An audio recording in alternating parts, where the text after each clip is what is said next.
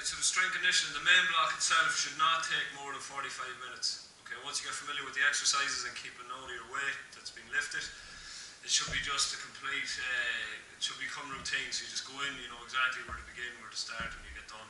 Alright, so it's not meant to be time consuming. The first exercise is the deadlift, or is the squat rather, but I'll just demonstrate the deadlift. Right, so you're going to start, it can be done with dumbbells, kettlebell, a straight bar, anything. Alright, anything you have can be done at home or in the gym.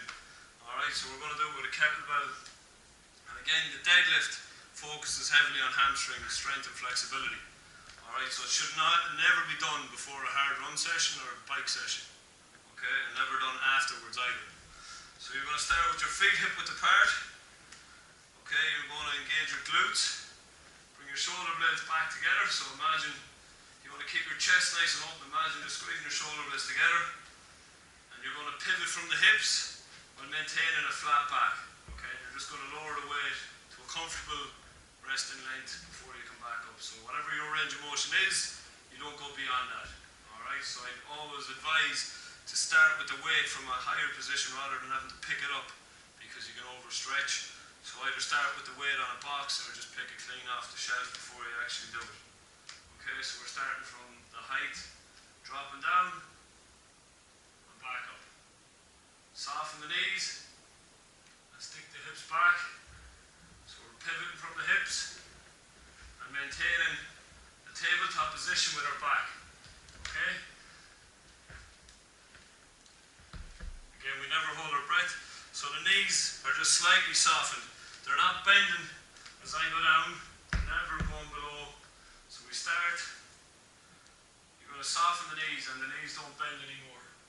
Alright, so it's a complete stretch through the hamstring. Okay, that's the deadlift.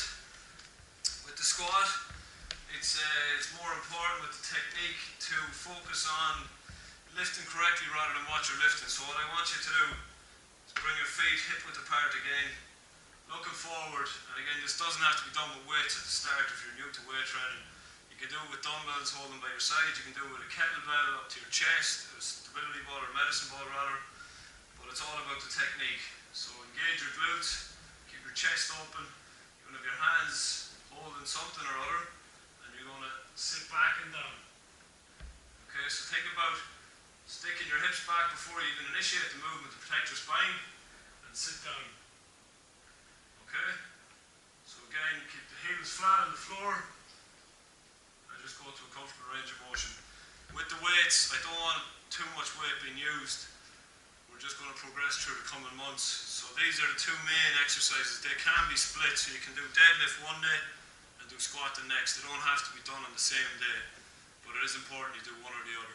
Okay, and these are the only exercises in the set that demand rest after.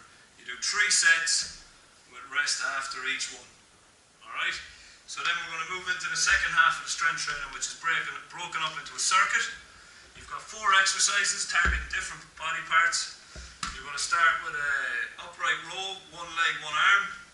So on any balance or any object you can, so whether it's a wall, a bench, I'm going to have to use a stability ball. You're going to hold a dumbbell in your hand. Again, it could be any kettlebell or anything else. You're going to raise the same leg of the arm that's doing the lifting. So you're in the tabletop position. Okay, again, one leg, one arm. Alright, so you're developing ankle stability, hamstring flexibility, core strength, and back strength for the actual rowing exercise. Okay, we never round our backs to pick it up, so maintain that tabletop position where you're in a T. So again, it takes a lot of hamstring flexibility. If you have to, if you're struggling with that, you can place the other leg on the ground, as long as your back is supported and straight, and just row. Okay? Anyone who's new to strength conditioning, I'd be advising starting with this one before progressing to taking one leg off, as it's obviously more difficult. Okay, so that's the rowing exercise. From that you go into a chest exercise. So this doesn't have to be done on a stability ball, it can be done on a bench. Bring the weights up to your knees. You're going to roll back. Make sure your hips are up. If you're on a stability ball, your head is supported, your back is supported.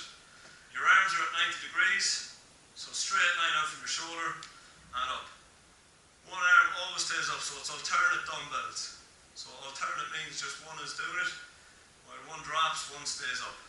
Okay? So you're just adding a bit of isometric strength into the exercise. Again, it's very important if you are doing this in a stability ball to maintain your glutes in a contracted position so you're keeping your hips up. Okay? You do for 10 to 12 reps. Okay?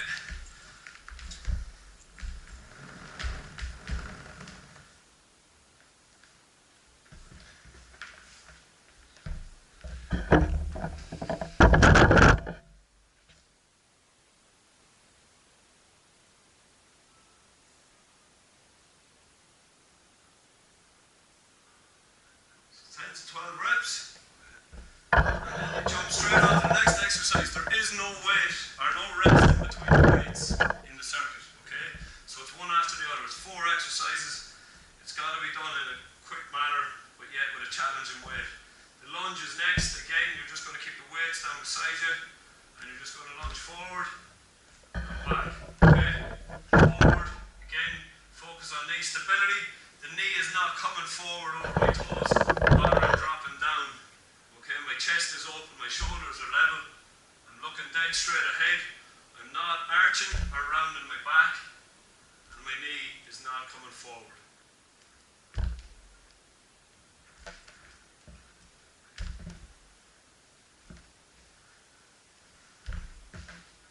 Find your knee is coming forward excessively, you can do it against the wall, and that way if your knee shoots forward you will bounce off the wall, and over time the muscle will learn this flexibility and it becomes muscle memory. Okay, so moving on to the last exercise of the circuit. It's called a push press. It's designed to increase shoulder strength but done in a quick manner that will use a bit of ankle plantar flexion and knee extension. So you bring the weights up to shoulder height. Bend the knee slightly, just slightly, and push up and down. Reset, up, down, reset.